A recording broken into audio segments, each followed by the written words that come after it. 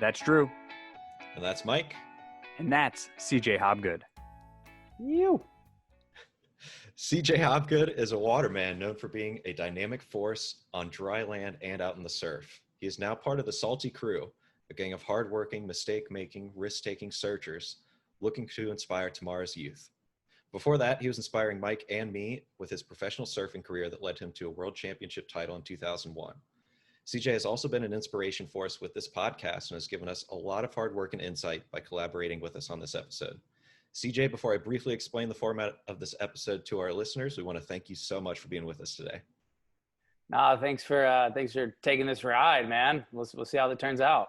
It's been a fun one so far. Yeah. So for our listeners, this episode's going to be a little different in that we will be incorporating some audio clips from CJ's recently released documentary, And Two If by Sea, that tells the in-depth story of growing up with a twin brother and finding success in professional surfing. CJ has been incredibly kind and instructive in working with us to incorporate these clips and tell his past, present, and future origin story. So the first clip we're going to start off with is one of you going back to your school and visiting with some of your teachers and talking a little bit about growing up and being a student in the school. Let's take a listen. All right. Miss Peterson! You know, they were definitely typical guys, 11-year-old boys that knew a good time, and they knew how to get it under the radar, okay? You know, we'd get the notes from your mom that they were going off surfing, okay? Why fight with parents if the kids work hard for you when they're in class? What more can you ask? You want them to be the best that they can be.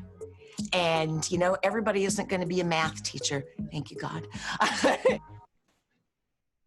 So what really stuck out to me in that clip was how supportive you had, or how supportive figures you had growing up at that time in your life. Because not many 11-year-old kids, I would say, get to send a note into class and say, we're going to go off surfing and go take a surf trip. I kind of wanted to hear a little bit about your perspective at the time. How did you find that passion for surfing, and how did you pay attention to those people in your life at that time that were allowing you to explore that passion? Well, it's funny, when I listened to that as it was played, I was thinking, and the best example I can give is, like, you know, when you watch a movie when you're a kid, like you're 11 years old, you watch a movie, Ghostbusters, you know, the Goonies, whatever. And then you get into your mid 20s or late 20s and you watch that same movie and you're like, oh my gosh, I didn't realize there was that scene or that love story going on.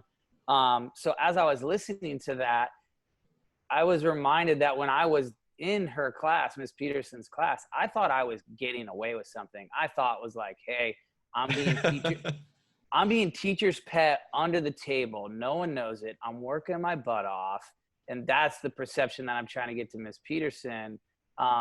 But it's funny how she sort of rewords it. She's like, hey, listen, like, you know, they knew how to have a good time. So you could see the differences, you know, of what I thought and what she thought, or what reality actually was. And then the other one I was thinking of was, she was like, why fight with the parents, right? But in my mind, I thought, like, oh my gosh, my mom gave him a blackmail of like, hey, Kelly Slater's up in Cocoa Beach, the next town up. And they let him do whatever he wants. So if there's an issue, you know, so that's what I thought in my head. But yeah, as Ms. Peterson pointed out, she was like, why fight with them? So I think it was, those are the things that pop out to me the most, like what I was thinking at that time and what reality actually was. That's pretty funny to hear you reflect on that like that. Yeah, absolutely. How did you initially get into surfing though? What was the spark that drove you to that sport of all things? Especially starting to travel so much with it at that age. Yeah, I mean, it was at a time my dad, you know, moved to Florida to surf, and my mom just wanted to go to the beach and my dad just wanted to go to the beach. So at the time it was just like, hey, this is the beach, it's free, and we were able to move here. So we were just at the beach all day, and then it was just something, you know, my brother got on a boogie board. I got on a boogie board. We started playing around. It was just this, and the thing sort of organically got competitive on a boogie board. And then my dad brought home a surfboard, and then the other one got a surfboard. And then this sort of organic competitive nature that existed of us just going to the beach all the time just spawned. And then so that was the spark. The spark was just like, whoa, he just did that? Okay, watch this or that. And so it was such a, you know, something that could happen in, you know, with my brother at the beach, because I had an identical twin brother. It wasn't like he was a year older than me and I could be like, oh yeah, he's just better than I am. Or, you know, he's just an older brother. I don't want to do what he's doing. I mean, we were like mirrored identical twins. And it really just allowed for that spark to happen, and surfing just happened to be it. Like, I mean, it probably could have been anything. Yeah. When did you know surfing? Because I think you hit it on the head. It could have been anything, right? You guys could have gotten in a car and been like, man, I'm going to be a race driver. But I think there's something in certain people that makes them exceptional. And when they drive to something, they become the best. You could be that person right there. How did you know that surfing was going to be that item that you were going to follow and start to hit? When was the point when it became not just a fun thing in the water? This is something I want to do for the rest of my life. Yeah, it was funny because that didn't happen until we were 17 years old.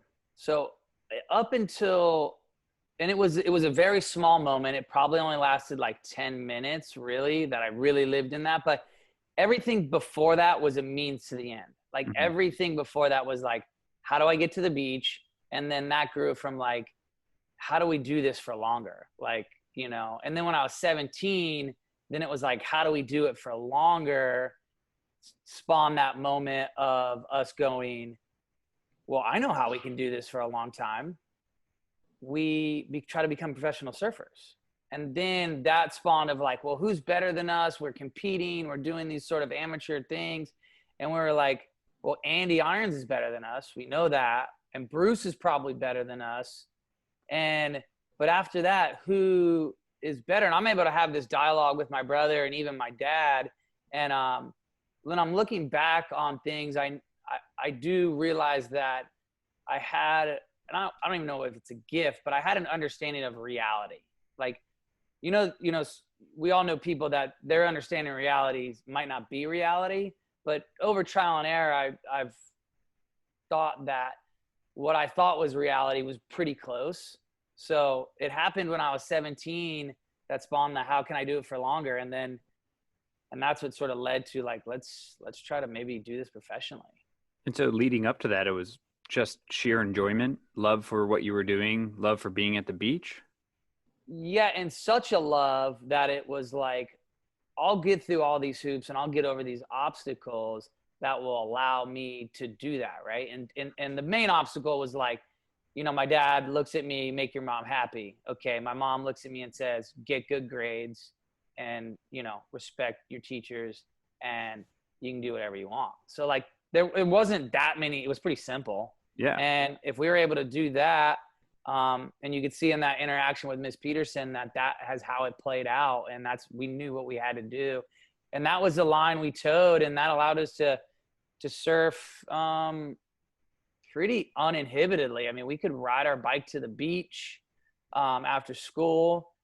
We even were, you know, we were able to travel to the Maldives when me and my brother were 15. And that was before cell phones, before internet. I mean, we went to the Encyclopedia Britannica.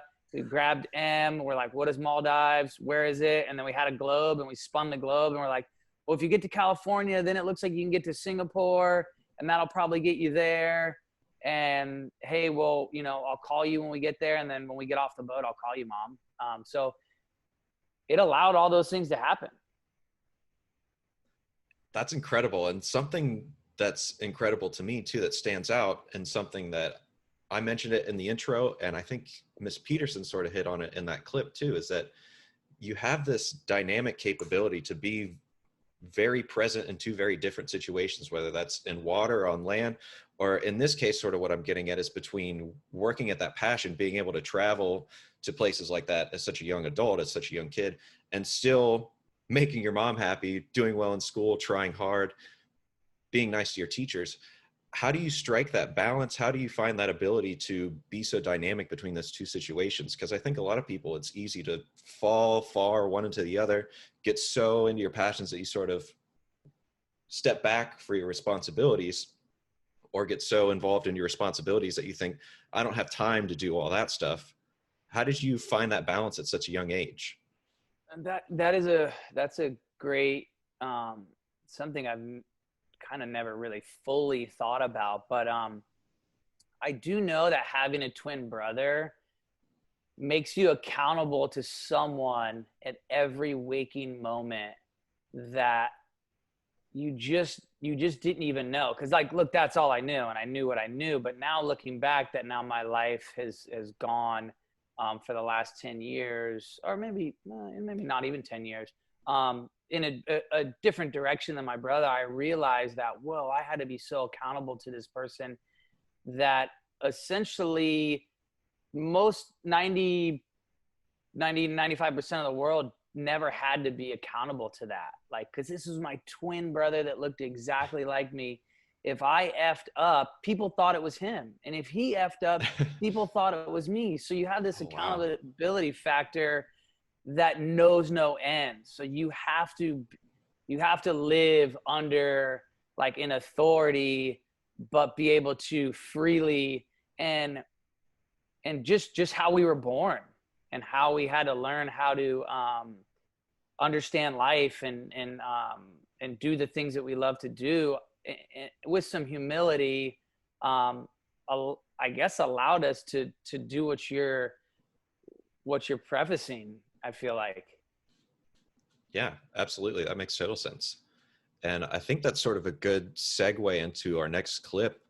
You were hitting on overcoming obstacles and having somebody that's always accountable to you. That sort of hits at a mindset that we've noticed with East Coast surfers. So the next clip we're going to show is a brief clip of what it means to grow up as an East Coast surfer.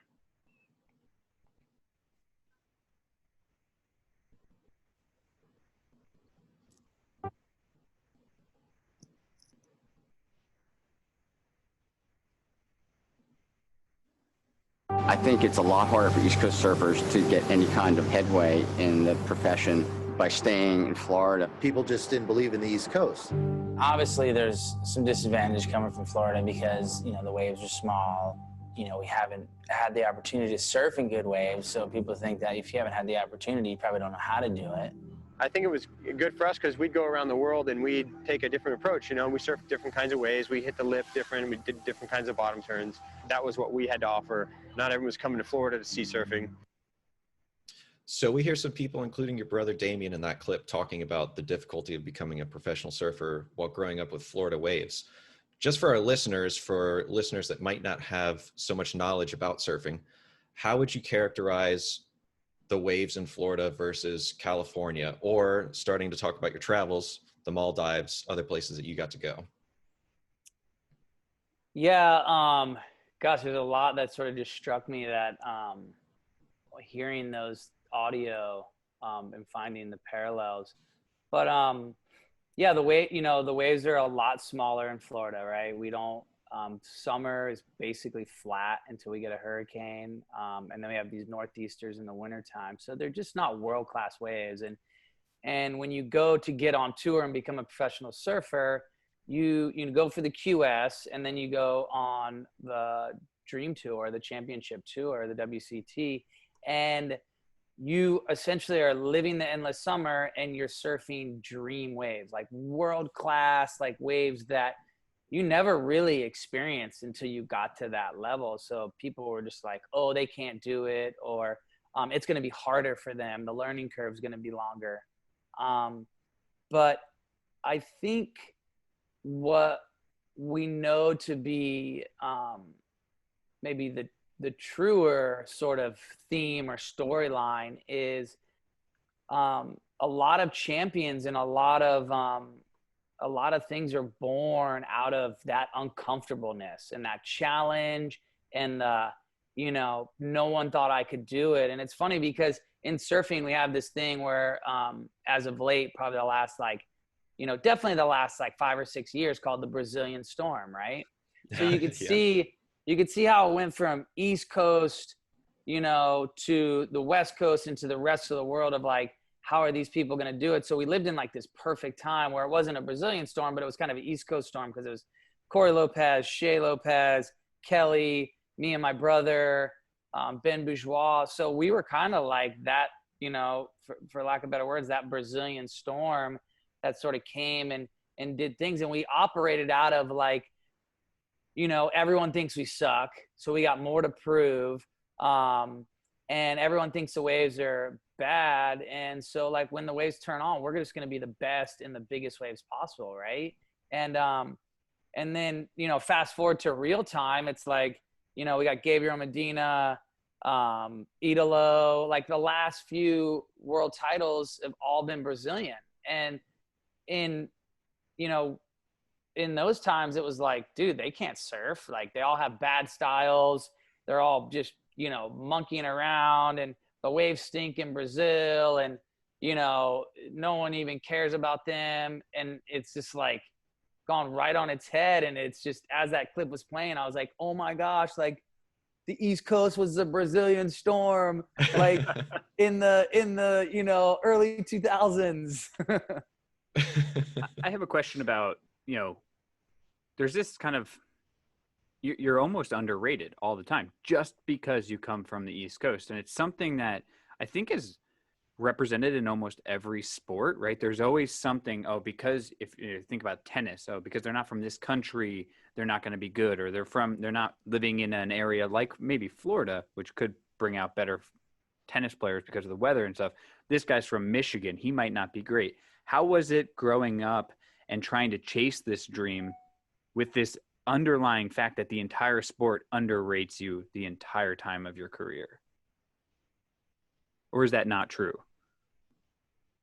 Yeah, I mean, I think it's just, and we can all see that in all walks of life, dude. When someone has something to prove, and when a man, especially as a boy and a man, they really want to prove that they have what it takes.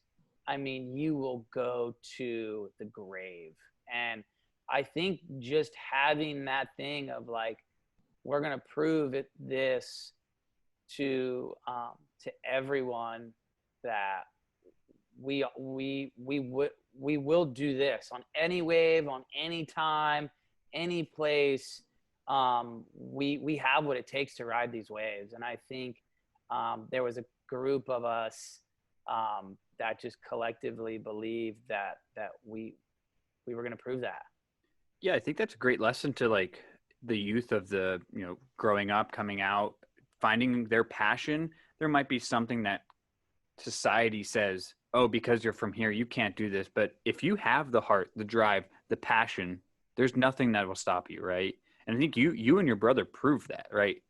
And obviously Kelly, Corey Lopez, everyone who came from what they would say the East Coast that doesn't have great waves, which in reality there are. You find them, you become better, you learn how to adapt to things, which makes the best wave in the world even better for you. It's interesting to see you have it. I don't see any of put down from you. There's nothing that actually held you back, even though that this clip says that East Coast is worse. You never saw that in my mind. Yeah, as I hear you talking about that, I actually feel it's more of an essential ingredient than the latter. I think that's it's a catalyst that you need. You need this sort of uncomfortable feeling that it just doesn't sit right with you. It almost feels like there's an injustice that's happening, and you are going to right that wrong. But it's not with your words, it's just with your actions over a long period of time. If you're experiencing that, then consider that great joy, because it is an essential ingredient. And I've been around long enough to see it happen in a lot of other people as well. Yeah, adversity is certainly a great teacher. And I think something really important that you hit on was that it takes time. You know, it's not something that happens in a day or happens overnight. It's something that takes a lot of dedication, slow incremental successes at a time, and you can really change things. And that was definitely true with you. You ended up making the world tour in 1999, being ranked 11th in the world. And I think we'll talk about that a little bit after the next clip, which is a clip of a brief explanation of what the world tour is like for surfing. And there's hundreds of guys that are trying, that think that they have the stuff to earn enough points to get themselves ranked on this world tour where they can make it into that elite 32. So as I mentioned, you made it to 11 out of 32 in 1999 to make it on the tour. And that same year, you actually became Rookie of the Year, your first year on the tour. Is that true? Yeah, that was 0 to 100 real quick. That was crazy because I got out of school in June that year. And, you know, going back to my mom, she made it a point of like, you're not doing this homeschool thing. You're going to finish school. This is what you're going to do. If you have what it takes, you will finish school. You will get your diploma or whatever they call it. And then you will go surf. And so that was something that I had to take. Didn't matter how good I was. So I was like, okay, that's just going to set me back. I'll just do the tour, start in June, and I'll do it till November, December. And that'll give me a high enough rating that the next year I go for the tour, it's on. I'm going to qualify. And this is what I had mapped out in my head, and same with my brother, except it happened quicker. I went from June to November, and I was qualified. Everyone was like, wow. You made it. You have enough points. And I was like, okay, didn't totally plan for that. So yeah, it came at me quick, and it came at me in a pace that I'm thankful I made it through, because it essentially could have really caused some damage. There was I was stoked that I had enough foundation that it didn't get eroded out, because you know, you're traveling the world, and then that year I didn't have my brother with me, and so that was different. Obviously money was coming my way, a lot of it, and I mean so those are all ingredients that you could fly off the tracks really quick, right? Just graduated high school. Yeah. So if back to what you said earlier, if I couldn't live in the moment, but also have a great perspective of the next 2 decades, foundationally, dude, I would have got wrecked, man. I would have been shipwrecked. Yeah, that makes total sense. I kind of want you to take us back, if you can, to your first competition or your first heat on tour, and like what you're feeling, what it was like paddling out to that very first world-class, world championship level competition just out of high school. I mean, that's got to be crazy. Yeah, so at that time, we go to Australia, and there was actually like 4 events that year in Australia. And I showed up to the first one, and I had Pat O'Connell. And, you know, Endless Summer, great, he's an American. Like, I've surfed with Pat before, so I'm just trying to draw off everything in my mind that would familiarize myself.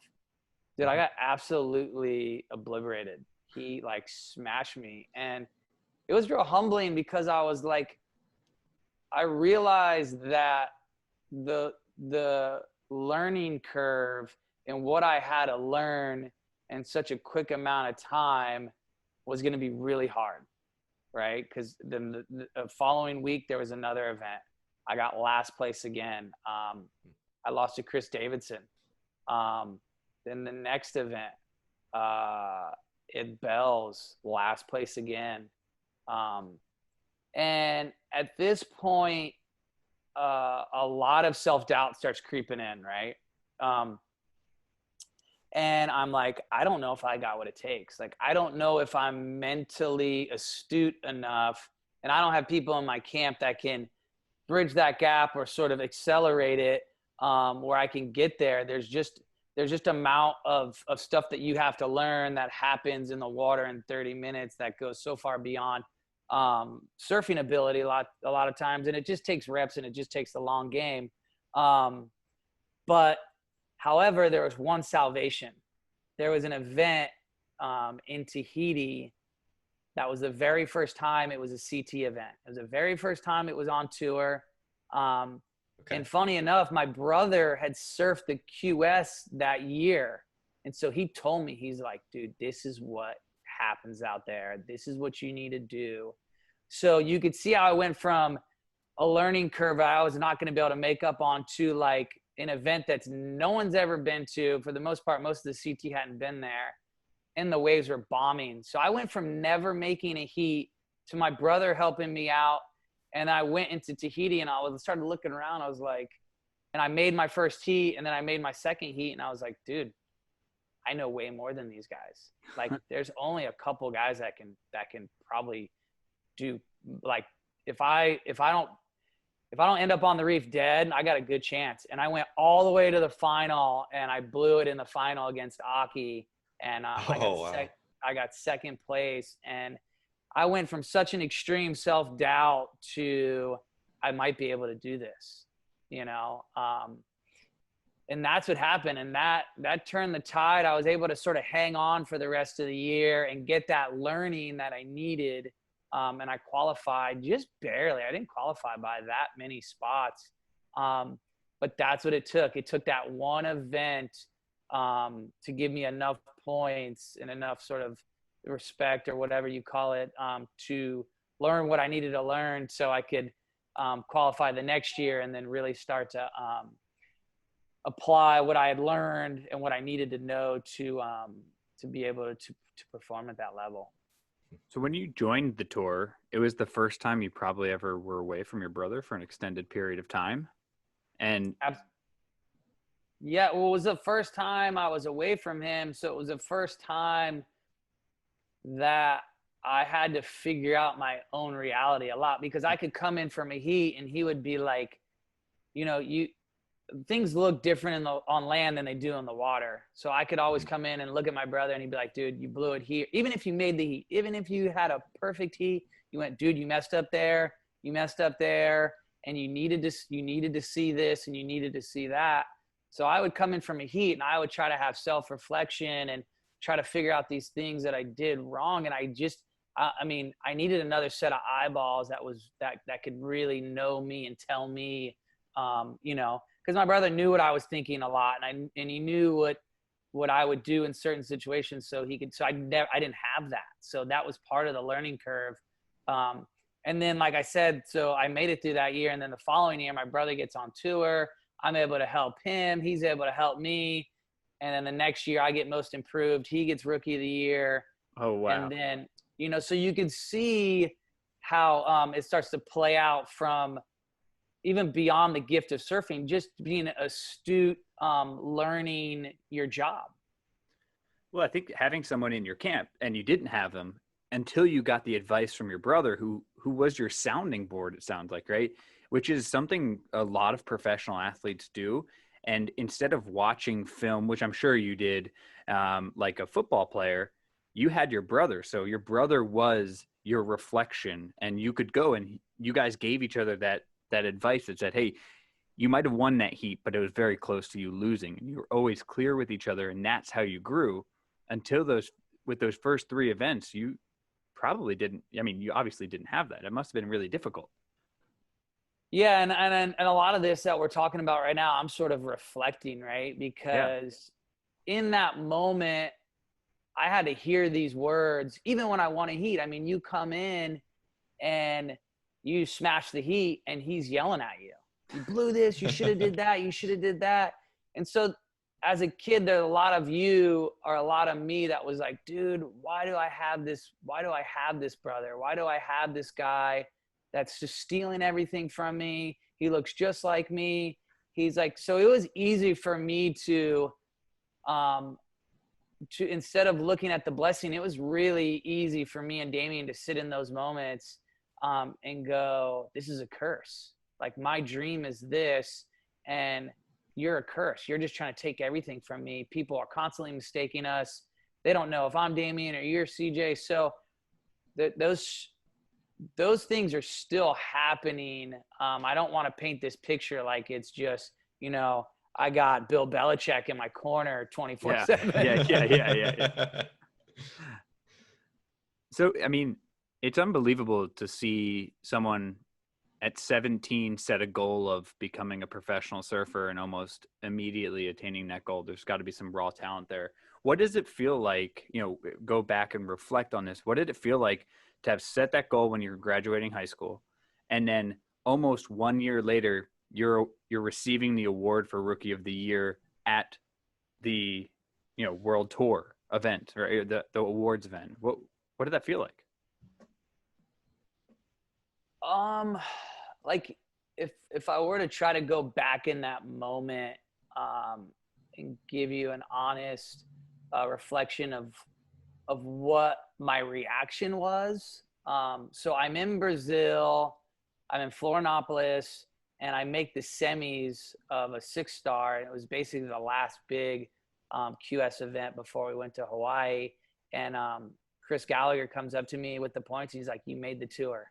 He's like, "You qualified for the tour, but I got to let you know that there's another event in Brazil. And if you go do good in this event," we spoke about earlier that I finished 11th, right? But Yep. He goes, "If you go do this next event, you'll actually have enough points where you'll guarantee you're going to be in the top 10. You'll qualify on the QS and you'll be in the top 10. And what that top 10 is going to give you, it's going to give you last round seed in every event, QS event that you do. So if you don't do good on the CT, you'll be ahead a heat. The heat you won't even have to surf just by being in the top 10. I think you should do this." And I looked at him and I thought, and I looked at him and I said, "You know what? I didn't even think I was going to qualify anyways. I earned the right to go home and enjoy myself." And I went home. I flagged the next contest and I went home. So I'm hoping that story gives you like a little insight of what it felt like. So the joy was for me in that moment was I now have earned the right to go home and hang out with my friends and enjoy myself. Yeah. And that's what I did. That's what I did. So that's what it actually felt like. I was like, cool, I'm going to go home to my loved ones. And because I haven't seen them, and I'm going to just try to be normal again.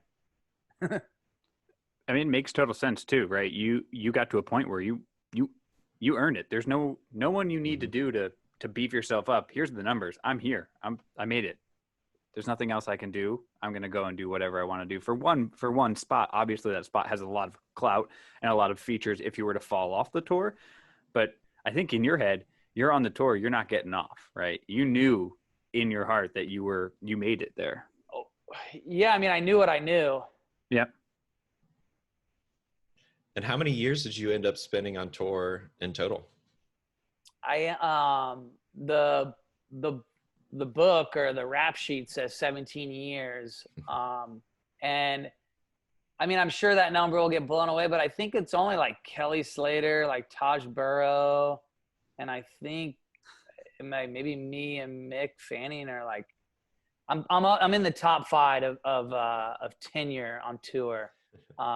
So I'm proud of that. I'm proud of it. I feel like if you can do something for 10 years, you're in an elite class. And that could be being a teacher. It could be anything. Do it for a decade because you'll actually be able to look back on your life and have a measurement of where you've come from and where you're going or where you've gone. Because it's just anything short of that is just hard to put a ruler or a meter stick to it. Mm-hmm. And with so many years on tour, how did you maintain your passion for surfing? Surely at that level, at that competitive level, you got to make some sort of effort to avoid burnout or getting sick of it or just kind of turned off by it. I'm sure having your brother on tour with you helped after a while, but how did you personally maintain that passion for it? Yeah, I mean, that's the best example I can give you is a relationship. I mean, really the best example is like a relationship with your wife, a significant other, or even like a girlfriend for a long period of time. Or, I guess maybe even a friend, right? Because what's just like anything in life, what's happening is there's something you love and you know, that's sort of staying constant, but you're changing. So the things that I enjoy, the things that I like, things in my heart are changing. So if you continue to do the same thing, you will most certainly fall out of love. And you have to sort of, they call it reinventing yourself. And a lot of times that just means doing something different. You'll do the same thing, just do it different, to spark that passion, right? You know, you're like, oh, you know, you hear those stories of relationship was on the rocks or it wasn't doing that good, but this is what changed and sort of sparked that relationship. So like, me and Damien decided to get a coach, which I know is kind of normal now, but we added a coach to try to do things differently. I mean, we would like show up the following year just getting like different sprays on our board, like make sure this year we're going to like all these wetsuits. And I mean, I'm talking to the minutest things you have to change or that relationship gets really, really stale. You know, I remember one year I was like, I'm going to ride all quad. I'm going to try to ride quad as many. Like you just start changing things that like people don't even think it's a great idea, but you know, the change sparks your interest enough to keep you going. And you just got to do those things. It happens in everything in life, and you can't just do the same thing and expect that same result. It's just. But I do think that the simple, at the level you're surfing, the simplest change in a piece of equipment, it feels totally different, right? Going from a quad to a thruster is totally, it changes how you are. And, you know, it could be equivalent of changing the number of gears in the car as a race car driver. You'll feel it, you'll understand it, and you're chasing kind of changing equipment through that. And that's gotta make somewhat of a game for you, more fun, working with your shaper, working with your coach to become better, changing your wetsuit material so that you feel more comfortable in the water. It makes total sense that is what is invigorating you, and it distracts you from the mundane going to the same locations, going to the same place, getting on the plane. Because when you get on the plane, you might be sitting next to your brother and say, hey, we added, 2 liters of foam to the board. How did it feel? You're on a totally different conversation than, oh man, I don't want to go back to Tahiti again. Right. Yeah, no, that's a good point. And then even more so with surfing, as I was listening to you talk, we have judges that essentially are the same judges for the last 10 years, right? So they're judging you against yourself, right? They've put a pen to a paper on an 8. So they know what an 8 looks like with you. They know that feeling. And so if you don't give them something different, I remember we would change up things and we're like, watch this. I actually think I'm surfing worse. I actually think this is easier. We'll see what happens, right? And just because you showed them a different look that they didn't see, sometimes it would garner less of a score, but sometimes it would garner more. And you're like, okay, there it is. They like that. That was different enough in that particular situation where they enjoyed that, and there was points I remember I would go up to and I'd be like, what am I doing wrong? And they're like, you kind of just do too deep of a bottom turn, but like things that where I was like, okay, that's actually harder to do. I can fix that real easy, So, and you just needed to show them a different look, right? You just needed to do essentially the same thing, just a little bit different to, because you got to spark that interest of the judges too, because those scores of what got you through heats. So since we're talking a little bit about staying motivated, I want to hit on something that maybe our listeners haven't picked up on from not having watched professional surfing, but that's it. It's pretty hard to stay motivated when you're taking some crazy wipeouts too. And you mentioned Tahiti being very important for you and your brother, and particularly that event for your first year. But I want to go to a clip talking about taking big wipeouts, going over the falls at Chopu, and then having the mentality to just take that on the head and paddle right back out. So Mike, I'll send it to you. Welcome back to the Billabong Pro Tahiti. Last year's Rookie of the Year, Nat Young from Santa Cruz, California, takes on former world champ C.J. Hobgood from Florida, and Tiago Perez representing Portugal. with swell like this, you can anticipate a lot more action throughout the rest of the day today. This is Heat 8. You gotta understand, it's all instinct at this point. Like an animal being in the jungle, you know. He's like, all right, here's the kill. You want to find the gnarliest wave out there possible. That's what the judges want to see. Have a look at this. C.J Hobgood's got to go on this one. A massive wave. The crowd is roaring. See, and that wave explodes. Wow. Well, my first impression was he's crazy for paddling for this wave. I keep paddling. I'm like, this is not good. It's almost like a hand is grabbing you, and you're paddling and paddling. And you're like, dude, what, I got an anchor tied to my board right now? I have 2 exit points. I can either dive from the top and hopefully penetrate enough that the wave spits me off the back, or I can pull back. And as I do that, I remember, this is how Damien went down. This is how he almost died. So I would like you to give our listeners a bit of perspective from having been out there at Chopu at this reef break in Tahiti. Tell the listeners a little bit about what the size, the steepness, the character of this wave is like, because I think it's impressive for surfers. That's like something I think there's no way I could ever make that. But I think for somebody that maybe necessarily hasn't gotten into the surfing world as much, they might not have an idea of what this wave is like. There's a lot that was going through my head. As far as the wave goes, I would try to describe it as like the 8th wonder of the world. Like, you're sitting at this reef pass and you're about a half a mile off land and you're in the lineup. And when you look back, you see like the biggest valley. Like, the best way I could describe it is like that scene in Jurassic Park, you know, where the helicopter's coming in. You look back and you're seeing these 2 giant mountain ranges, and they go right up to the land, right up to where the sea meets the land. And in those, there's a giant valley. And then, so you can see that valley comes out and it creates this channel that's busted this reef. And then that's where you're sitting. You're sitting on the end of that. And the way the ocean works in Tahiti, it's not like a wave that just completely stands up. It's like the reef and the ocean goes below sea level, and the ocean kind of folds over itself. So it makes essentially like the 8th wonder of the world. Like, you've never seen a valley, you've never seen an ocean sort of do what it does, and you've never seen a reef go from so deep to so shallow that it allows that energy to just condense itself and be able to, and then essentially the reef be able to handle it. Yeah. I've caught fish in 1,000 feet of water right out the back of that, like an escalar, like a fish that lives really, really deep in the sea. And I remember catching this fish,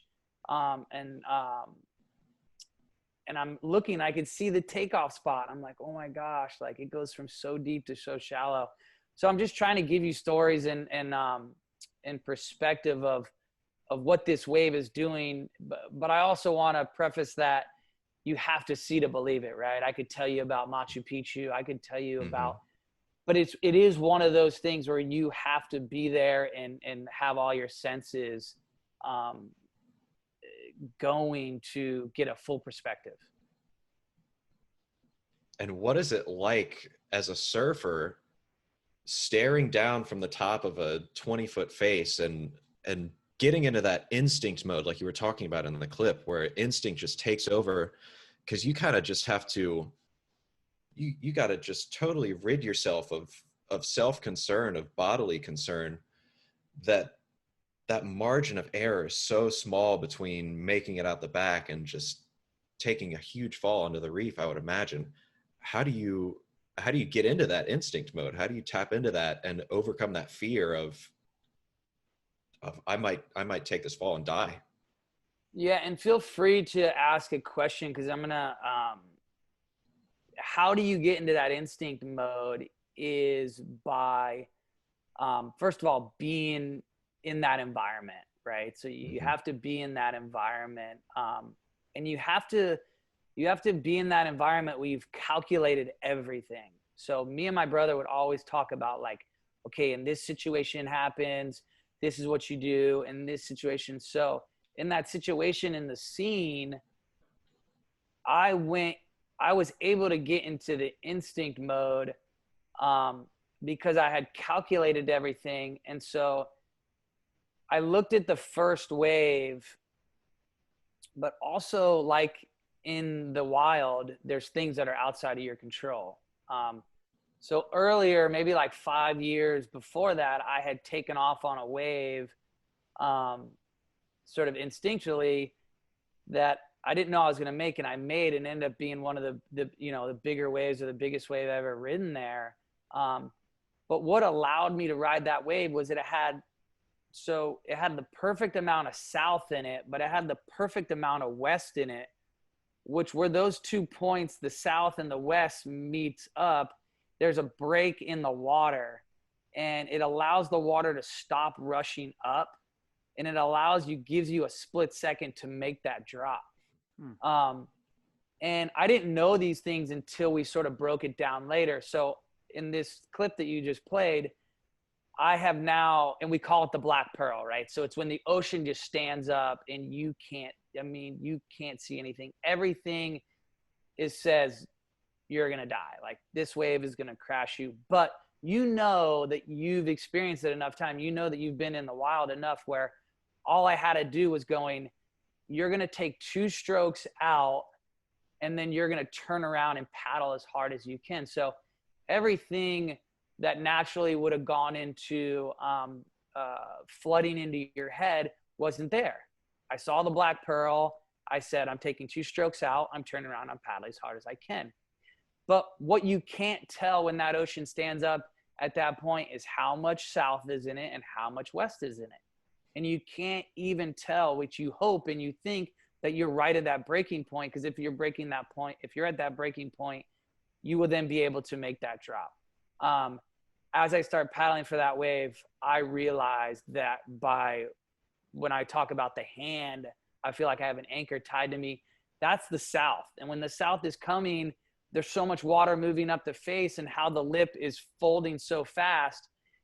And now to see that and to be able to get enough of a sniff to see all those things happening, now I have a bad exit plan and another bad exit plan.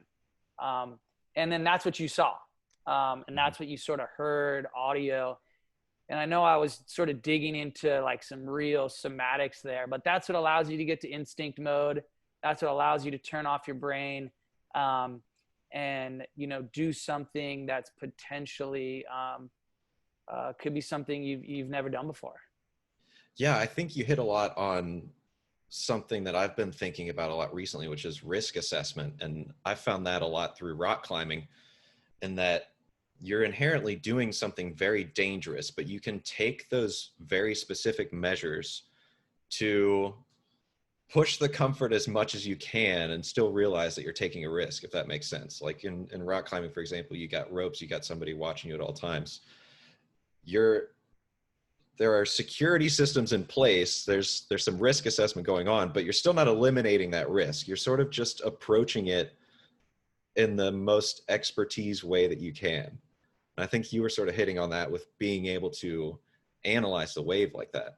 Yeah. Well, that's exactly what's happening, right? You wanting to go to that extreme end to allow you to feel alive, to allow you to be so in that moment that's what gives you that feeling of this just drug that you just go, okay, that's it, right? That's where I want to get back to. And all those things have to be in play, exactly what you just described in rock climbing. And I'm a huge fan of that. And I watch all the movies, and it brings me to that place. Absolutely. Yeah, it's that place where you're like right at your comfort zone level, pushing it further than it's gone before, but you still have that familiar ground in the back of your mind that, like, I have some control over this. I feel competent enough to do what I'm about to do, but what I'm about to do is still unknown. Yeah, there is a factor that is still at play that is the unknown. because you've crossed every I and dotted every T and worked that formula backwards and forwards so many times over a great period of time, but there's still there's still a variable that cannot be controlled, and that's what you're butting up against. But that's what allows you to get that high, you know? Yeah. Cool. So let's go to the next clip then, which touches on something that we've mentioned throughout this interview, which is your attitude in water versus on land. And we're going to start switching it towards more your on land attitude and where that came from as a baseline originally. So Mike, I'll let you do the clip when you're ready. On land and most of the stuff I do, I'm not super duper competitive. It's such a good balance because when I do surf any heat, I am so competitive. Now that's a clip from when you were younger riding in a car, but where does that baseline attitude on land come from? Because it seems to be in such contrast to your very competitive risk-taking attitude in water. Not that you're not taking risks on land. I don't mean to say that, but it seems to be a different sort of instinct in either situation. Yeah, I mean, there's a few, sum of all parts, but there's a few different contributing factors. I mean, the first one is obviously my brother. Like having to fight for everything. Like I had to wake up before him if I wanted to wear jeans and a white shirt, because if I got up before him and put that on, then he wasn't able to wear it, and then so I had to fight for that, you know. So just the sheer exhaustion of having to fight for everything because having a twin brother, that was one thing. And then another contributing factor is like as I started getting on the QS and started learning how to conduct myself and learning from my elders, when we were in the water, you know, the generation that was before me was like, you're not taking food off my table. You are not going to do this. And I will intimidate you every means possible. And I will fight you to the bitter end. So I learned from guys like Sonny Garcia and John Shamuka and these Australians that were just like, I mean, they would yell every obscenity at you to your face. They would say they're going to kill you. You're going to die. You'll never last a second. So, and I don't say that in a bad way. I say that's how I learned. That's what I was taught. That's what my elders and the generation before me taught me, that this is what it's going to take if you want to be here. And then, you know, you would be around and you would stay true to yourself and you would understand that this is what it's going to take, whether you're getting punched out or whatever. And then they knew, and then once they knew that didn't work, then they backed off. So, but that's what I learned. So between my brother and between that, and then between having of just how exhausting it was, so I had to know when to turn it on and turn it off. So that was a big contributing factor of why I was such a, you know, DICK in the water. And they're like, whoa, what is wrong with this guy? He's got a, you know, he's either just dumb, stupid, or whatever it is. And then when I get on land, it'd be completely different because I couldn't keep that up. It was just too exhausting. It was too much. I had to find a balance, and I could turn it on and turn it off. And that's sort of whether it was a product of, I guess I'm more a product of my environment. Yeah, that environment. I mean, I think a lot of people in the surfing world resonate that the Australians were very aggressive in the water, and that this is the first time I've kind of heard it, is like, instead of them being like, I'm here to win, they saw it as like, this is my paycheck. If you win, I don't eat, or it takes away from my family. So I'm here to like intimidate you to the point that, you know, I'm here to win because I want to be the best. And so you brought that into the world, and you made it a competitive environment, which makes sense because at the end of the day, you're on the world tours. You're there to win. You're not there to hang out and have fun. This isn't a free surf trip in Tahiti that you're with your friends to get video clips, right? This is your livelihood. I mean, that's totally true. And you know, when you hear when these things come upon you, you know, and granted I was younger, but I had an option of how I wanted to look at that. And for whatever reason, I say my knee-jerk reaction was when those guys came at me with this, I said, they are scared. They're scared that they can't beat me surfing, so they're using other tools at their disposal to get me. And so they're showing a sign of weakness. And so it was, instead of taking like shrinking and just going like, oh my gosh, this guy's going to kick my butt, like all these things, like those things were inherently were going to happen and could happen. But the truest thing that I felt was they were affirming and, you know, and sort of giving me affirmation that I had what it takes. And that's really how I understood it. And I just sort of, I wanted to highlight that because that's what was happening in the moment, but that's what you have to go to. There's things that are going to come against you.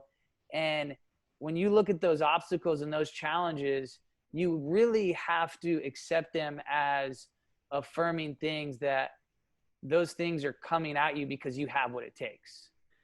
I think at that level too, it's as much of a mental game as it is a physical game, right? In swim, I was a competitive swimmer, but like you would do things to get someone out of their zone, because if you're behind the block, someone's looking down the pool, you go up and shake their hand.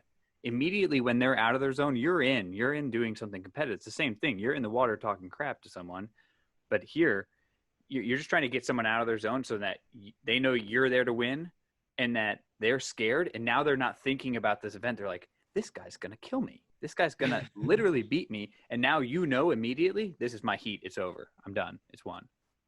Yeah. And I even actually have, you know, written in my journal, like some of the most truest things are unseen. Yeah. Like some of the most truest things are, and it's funny because I get into the UFC thing, the UFC.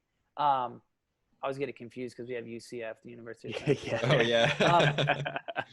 But some of the most truest things that don't happen in the ring, like they happen with the game of just looking someone in the eye, and then I could look at you in the eye, Mike, and go like, I got it. I saw into his soul. He doesn't think he has what it takes. I got him.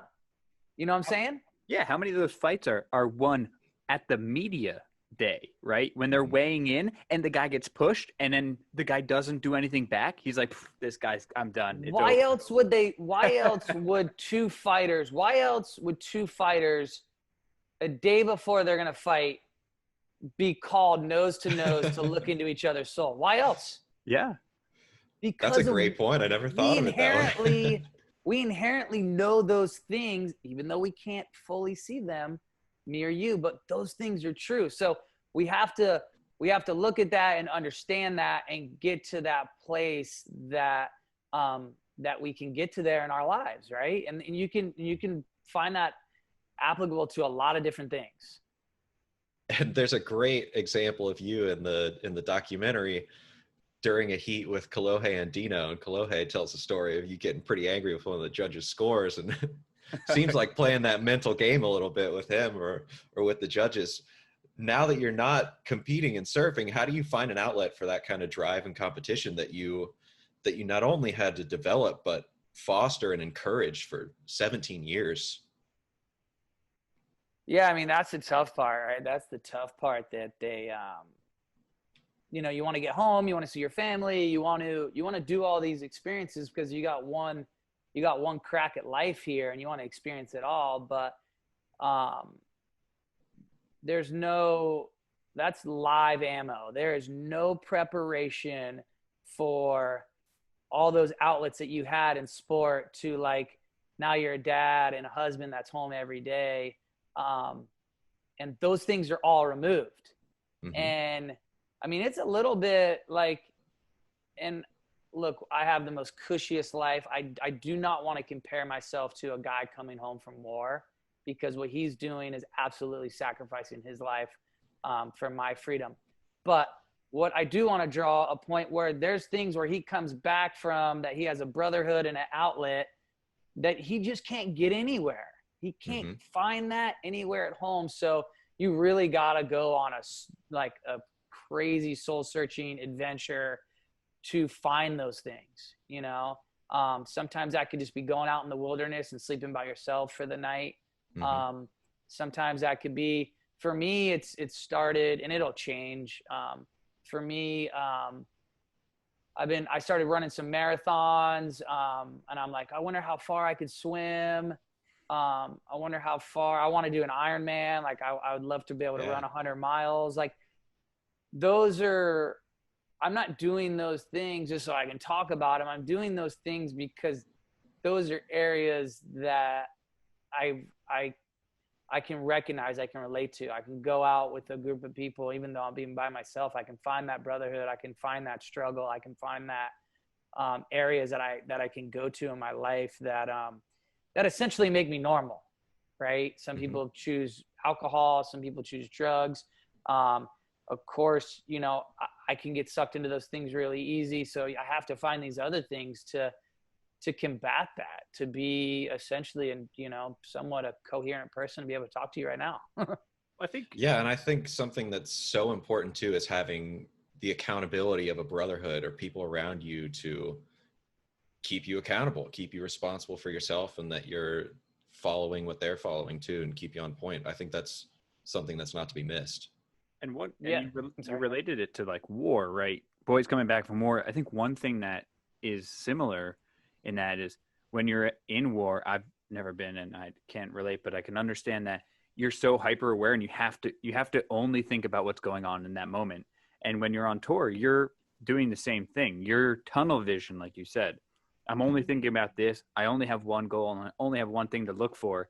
When you come back, it's the similar item. When people come back from war, they have the same problem getting into reality because they've been so stuck on this goal, this idea, this concept that what is reality? And when you go down and chase running 100 miles, which would be awesome, and you should definitely do an Ironman. I think everyone, be careful though, because I think they are addicting.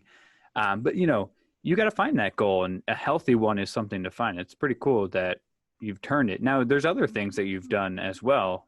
Obviously you're involved with Salty Crew, so you're never giving up on surfing. You're just looking at a different aspect of it. You're seeing it in a different light now. Yeah, I mean, that's a great point. And Drew talked about like when climbing a mountain, and it's that point where you've trained, you've calculated everything that you can calculate. We still know there's variables that are outside of our control, and that allows you to get into that moment. And that allows you, and if you can do that with other people, there's a bond that happens that it's just hard to find in a world where you come home to and it's like, yeah, everything's comfortable. And so instead of me coming home and going, my kids will never know what I and instead of like it's separating from my family, I tried to figure out the story that was a bit truer or more truer. It was like, no, you had a twin brother your whole life, and he made you accountable for things that you never wanted to be accountable for. And now you have a wife and kids who are going to do what your brother did times 10. And it's going to be so much more accountable, and you got to show up. Are you going to run away from this like you do in life? Are you going to blow things up? Are you just going to pack it in? Or are you going to accept the challenge? So you have to find the truer thing and the truer story that you're living in to be able to do that. Because as men, a lot of times we want to blow it and say F it and walk away, So I had to get there at home, and it took me a while. I mean, I can tell you this story, but this is not something that just happened overnight. And I was like, woohoo. This was like God working on me for an extended period of time to show me these things and what I was getting prepared for. And then from that, I was able to sort of like go on adventures again, like Ironmans and these things can be addicting, that's sort of was summarizing of what we were saying a little bit. I think for sure. A good segue to the next clip, right? And Drew, you can. Yeah, I was about to move into the next clip too, because you started mentioning what seems like it must have been a very hard decision, which was your decision to retire and step out of that professional surfing competitive environment. We're going to play a little clip about your decision and your wife talking about you being ready to retire, and then we'll talk a little bit about your decision making behind that. And CJ, word around the island of Tubeular at the moment is that you are going to be calling it quits at the end of 2015. Please tell me it isn't true. 2 years ago, I was out at Winky Pop and I looked at Damien Hardman. I said, Damien, when did you retire? And he goes, 36 years old, you know? And ironically, I'll be 36 next month. Now's the time. So put us in your mindset a little bit at that point in your life. What sort of challenges were pulling you away from surfing, or what was it that was finally the point that you were like, I've had enough, it's time to take on some new challenges in other places in my life? Well, I mean, in that clip, I'm essentially telling a story and trying to find affirming things, because what I was feeling, and I was talking to my wife about, I was like, dude, I feel like I'm cheating on surfing. Like, if you look at the born on date on the milk, like I was a year and a half expired. You know, maybe closer to 2 years. Like, my born on date was expired. I wasn't living in the season that my heart and was in. So essentially I felt like I was cheating, you know, and that's the best way I could describe it.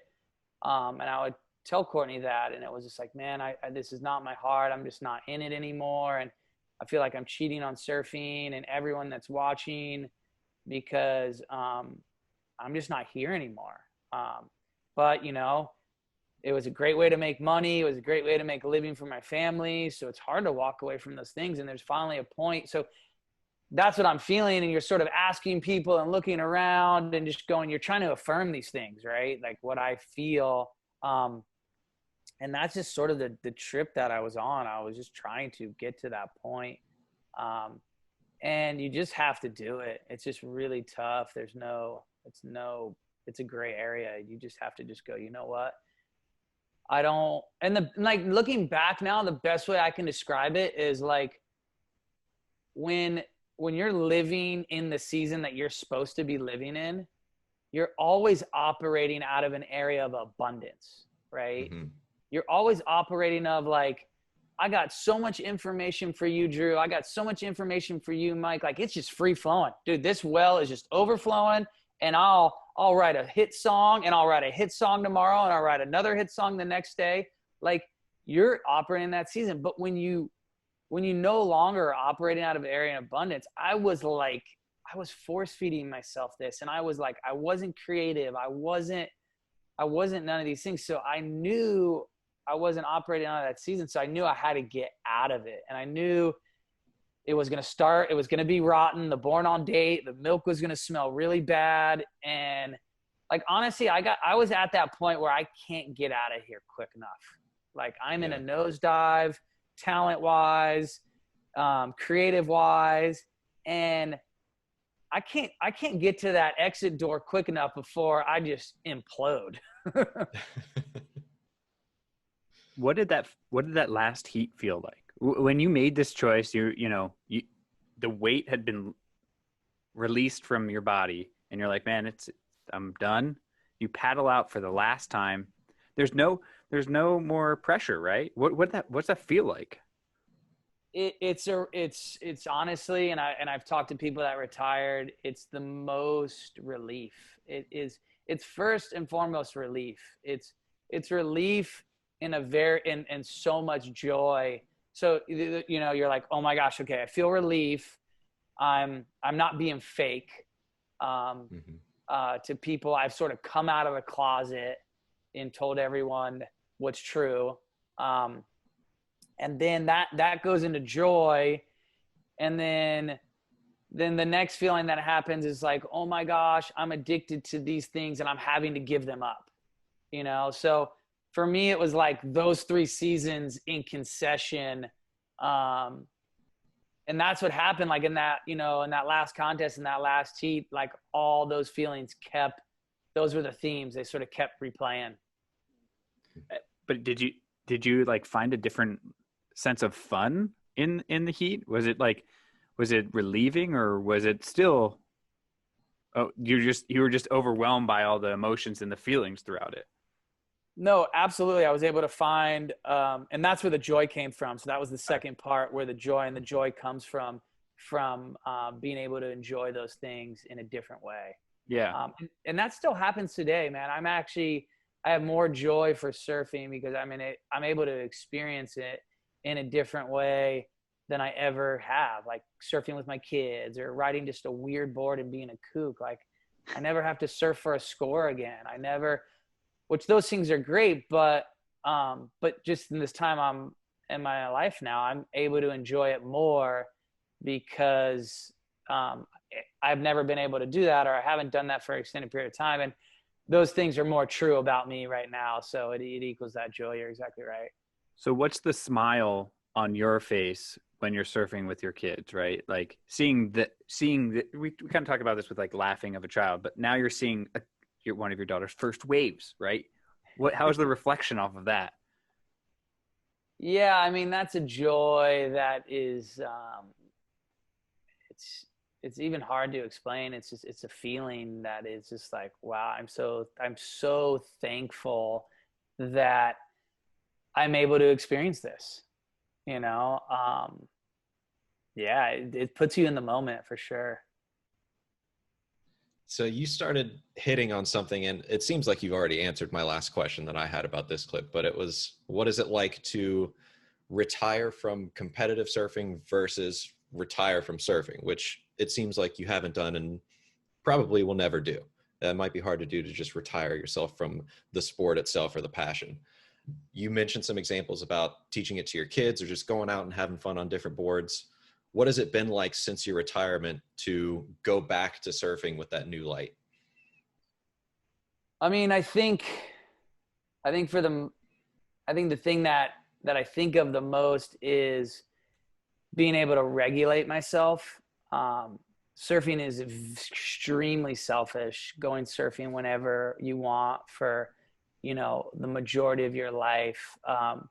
So I have a governance on myself where I can't go surfing whenever I want. I can't do these things, but by doing that, when I do go surf, that it allows me to enjoy it that much more, and that's just that relates to a lot of things in life, like if I gorge myself with bad food or I drink beer, 12-pack, but if I take a break or, you just enjoy it more when you have this sort of governance over yourself. And I'm thankful that I have a wife and kids because I think that they've probably saved me from myself more than anything. Yeah. Well, I'm going to transition into the next clip too, because you said surfing is very selfish. And I think that you found a way to make it not as selfish while still keeping it in your life through a different medium. And what I'm getting at is the Salty Crew. So we're going to play a clip right now, which is you explaining your partnership in the Salty Crew. Salty stands for Salvaging a Lifestyle for Tomorrow's Youth. Jared wasn't offering me a sponsorship. He was offering me a partnership. Which was obviously nothing, but we had nothing, so there was nothing to lose. He was offering me our stories, your story. So CJ, for our listeners, tell us a little bit about what Salty Crew is, how you got involved with it, and what the acronym stands for, and what the mission of that is. Yeah, so and even to go just a little bit before that, I mean, this was part of the process of even retiring. And it was like, I would always ask God, like, give me an exit plan. Just give me an exit plan. Like, this is what I'm asking. Like, you gave me this gift, but I want out. I want to go spend time with my family and my kids. Get me out of here. And Salty Crew, even to this day, was a big part of that gift that I was asking for. And it allowed me to go straight from that heat at Pipeline to being a sales rep. Like, I was booking appointments at Surf Expo the day before the quarterfinals. And I remember I'll get replies back like, what are you doing emailing me for appointments for Expo? You're surfing a heat tomorrow. Like, you're surfing your last heat tomorrow. Like, dude, like, I'm like, yeah, but that's not me anymore. Like, I'm going to do that, and I'm going to enjoy it, but that's not the person I am anymore. Like, I am a dad and a husband, and I'm going to be at home and I'm going to work, you know? And so that was as it relates to me. But as it relates to me getting to the other stages of my life, what I was asking God for, was being able to, you know, give back the things that people gave to me, surfing, sponsorships.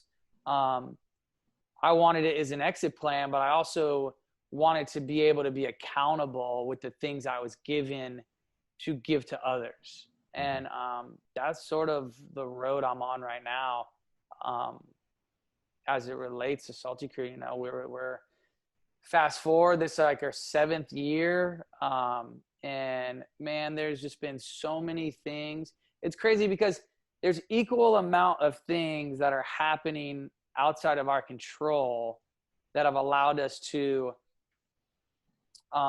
grow. Like, I honestly can count equal amount of things that like almost took us out and almost shipwrecked us, that were essentially outside of our control. I mean, there were days where I'd be like, we're done. This is going to take us out. This is a great ride.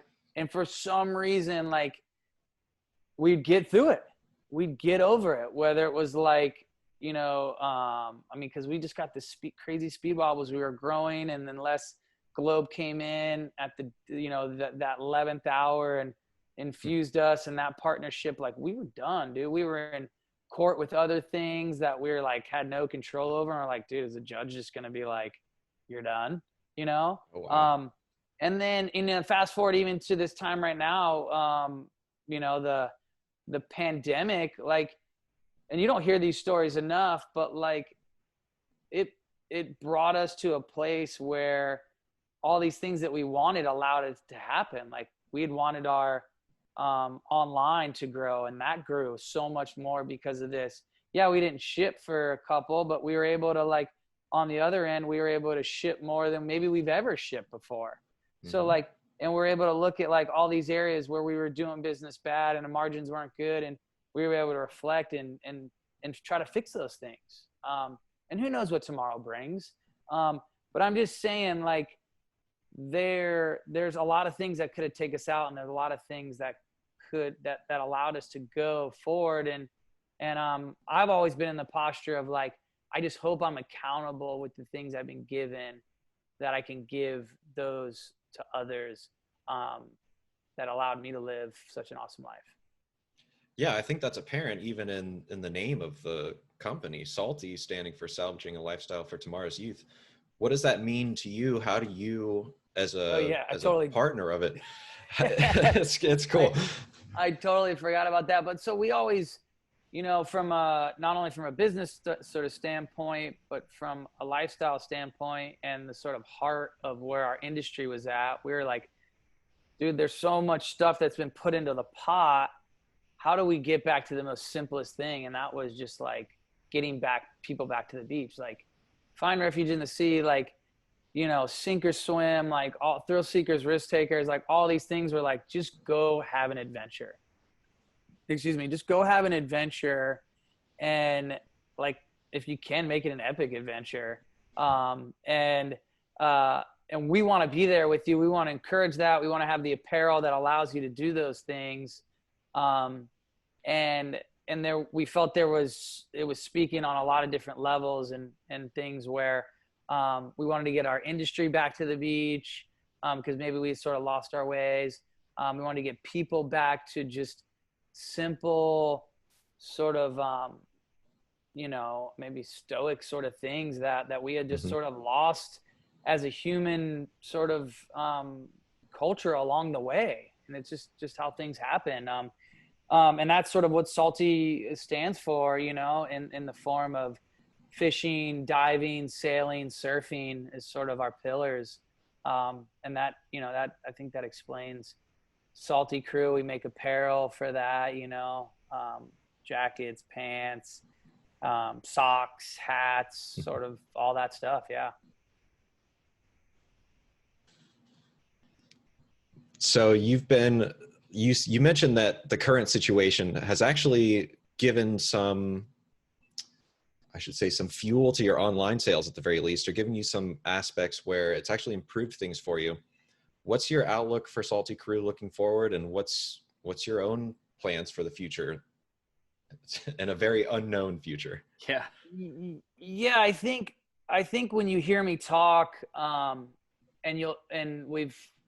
there might be a theme that goes throughout this conversation that I'm able to look, I inherently can knee-jerk reaction can look at something that might not be cool, but I can always describe them of how much of a blessing they are. And the only reason why I'm able to do that is because it's a long-term look, and it's a long-term assessment and a reality that I'm trying to understand. So I say these things because I know over a long period of time, and I guess the best example is like when you sit down with your financial advisor, right? He's like, yeah, the market, you lost, 50,000 yesterday, but let's look at the long term, like I could never live in that. I can never understand that, but it's funny. Other things can happen in my life and I can easily go there. So that's sort of what I'm describing when I describe those things. And I really feel like that is what, when something happens, those are the lens that I look through, and I'm like, oh my gosh, Salty Crew is going to be so much better for it. There were things that I felt that we needed to fix. I didn't know how to fix them, but this will fix them, and we'll be better long-term for it. So, that's kind of what I'm implying, and to sort of understand what's the gears that are turning in my head. I think like you said it, this adversity only makes you stronger, only makes you better. And that's a theme that we've kind of talked about throughout this. All the hardships are only going to bring you further as long as you push through it. And this is no different than any other thing that you've pushed through. So it's interesting. Yeah. And I honestly, for me, the hardest thing is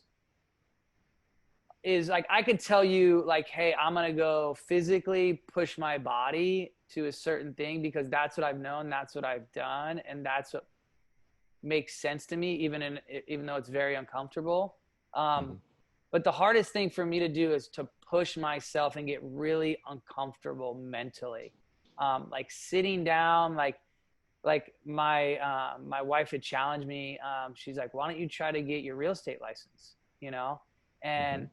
and it was more, and I'm like, you know what, you're right. Like, and so my computing of like how I would get there was like, I need to read books. Like I need to read books more because that will help me mentally be able to get over these things I can't do. And I say that because there's people that are really, really smart, and a mental sort of exercise is not as challenging for them, but a physical challenge could be really, really. And I just sort of bringing these things up because I want to encourage, and I'm sort of like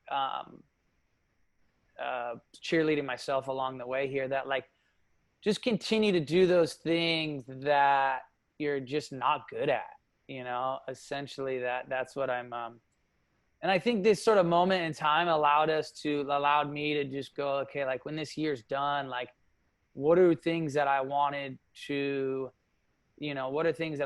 do? And one thing was like, okay, there's going to be like no races that happen. Like, okay, I want to run 1,000 miles. Like over this year, I want to run 1,000 miles. So what does that look like, right? That's 20 miles a week. That's about little under 100 miles a month, and I'm still on track with that. I'm like I think I have 640 under the belt, and we're in middle of August. Yeah, so I'm right on track. Right on. That's awesome. And I thought the heat was going to kill me. I thought the heat was going to take me out in Florida, because I just wouldn't be able to get that volume in, and it would hinder me. But the point with that story is just like an academic thing, or just like reading a book thing. It's just like, what do you want to do this year with this time that when you look back on it, you're like, I read 3 books. I've never read 3 books in my life. That could be harder than running or swimming or surfing, or like, for some reason like that. I mean, for me, that could be the hardest thing. So it's just sort of, I know it's a tangent that I sort of got on there, but yeah. No, it's great. And I think it's a good transition into a clip that I wanted to end with. And it, to me, exemplifies this sort of resilience and confidence and presence in the face of adversity that we've touched on throughout this conversation. And it's something you were saying in the movie about, yeah, just kind of accepting situations the way they are and moving from there. But I'll let you talk more about it in the clip. He was offering me, our story is your story.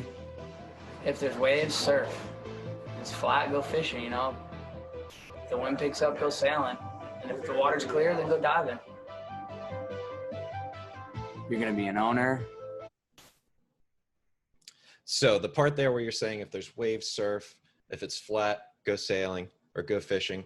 If it's cloudy or windy, go sailing, do something else. To me, that exemplifies that sort of presence, that ability to say, I'm going to face this adversity head on. I'm going to face this non-ideal situation head on. I'm not going to take the stance of, why is this happening? Why is it raining? That's not the way it was supposed to happen. I was supposed to go surf today. That's not your approach at all. And to me, that clip sort of exemplified that. That's why I wanted to get that in before we ended this conversation. Yeah, I mean, that's really good, because I do want to say that like doubt creeps in. Like I know I might have talked more about good stuff, but there's a lot of things that, like, I thought having a twin brother was a curse. You know, whether, you know, this guy's going to punch me out, and then back to like, you know, you're going to be an owner, you're going to be all these things. I don't know anything about that. Like, I'm showing up to meetings that I'm so far out of my comfortable. Like, there's so much doubt that could creep in to go like, you're not qualified for this. You don't have what it takes. You can't look at these budgets. You can't look at these spreadsheets. You can't even budget a surf shop down the street that's selling your product. I don't know these things. What sells good? Like, I don't know. I think this shirt could sell pretty good. Like, there's so many things that I was walking into that were so far outside my comfort zone. They weren't athletic. They were things that I didn't have a gift in, but I was just kind of going. Like, I was just kind of going. And instead of letting the doubt eat me up, there was enough good. There was enough belief that I'd been prepared, that I was on this track because good was going to happen. And even to this day, man, I mean, I'll call guys that are just so much, you know, smarter and brighter. And instead of letting that sort of doubt sort of creep in, I'm just really able just to ask the questions and just go, yeah, I don't know that much, but this is what I think is good. And I mean, there's a lot of things that we deal with, like, you know, being an owner. It's like, and you have people that ride for you, you know, and I'm like, I'm dealing with like parents that are like, you know, that are like trying to, some of them, you know, can try to, I don't know the best word, I don't even want to call it cancel culture, but they're like, you have a team rider that says this and does this and you support that. And like, I mean, I didn't go to a class on how to deal with stuff like that. But instead of letting me just go flip it, you know, and we've talked about this before, like, you know, my kids going to second grade, and we're just trying to figure out how to log in so the teacher can hear us. Like, and instead of going and letting the creep of, I didn't sign up for this, this is not, you know, I'm supposed to be surfing right now. And instead of allowing that to creep in, and sometimes it does. I have to go there. I have to keep going there in stages of my life that never ends. Yeah, exactly. And it never CJ, will. Yeah. It won't until we're dead. Yeah, well, I guess it will, and that's a. I don't want to end it on a morbid quote like that. But yes. I think it's empowering, though. I think if you accept that, you are so much more empowered in the present moment. Like, if you just accept that mortality, you're like, all right, I got some stuff to do. I can't waste time sitting around thinking this isn't the way it's supposed to be. This is the way it is, and I'm going to either do it or not. Yeah, and you don't always have to judge it, whether you're talking about like the rain or you're talking about your kids going to school. Like, you don't have to judge how crappy that situation is. Like for me, I'm going like, I'm not supposed to be here. I'm judging it like, okay, let's just stop, right? Like, let's just, can we just accept it and just not judge it, Yeah. I mean, and that's how you move forward. That's how you move forward. Otherwise, you're constantly, by acknowledging that adversary, you're giving them power over you. When you can rise above it, that's how you make some progress. That's how you move forward. I mean, exactly right. Running in the rain, some people would be like, "Oh, that I'm never going to do that." But the reality is, it's probably a pretty nice thing to do in Florida. Cools you down, keeps you calm. Your shoes might get wet, but who cares? Well, yeah, back to the heat thing. I thought, oh my gosh, this is going to kill me. This is going to get me off track for my goal that I wanted to do. And then I started figuring out that, like, oh my gosh, like, people train in the heat over altitude because it's better for them to train in. So instead of taking it as like a bad thing, I started feeding myself of going, this is how all the gnarly people, like, it's not true. I'm not gnarly. I can barely run a freaking 9-minute mile. Like, come on, I'm the worst. But it doesn't change the thought process, right?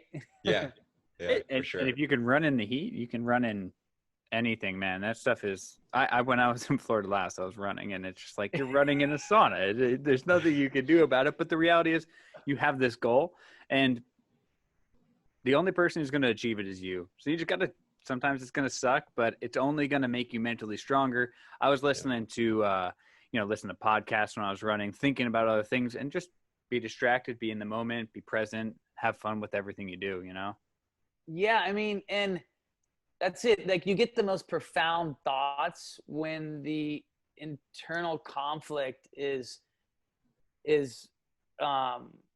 dispersed or sort of removed. Yeah. Right. You get these most profound things, and then adverse to that is when the internal conflict's going crazy. You're just exhausted, and you're just spent, and you're just like, you haven't even done anything. You're like walking in circles, like, oh my gosh, I'm so tired right now. Yeah. And those are things that are at play. Yeah, man. Well, hey, this was an unbelievable experience for me.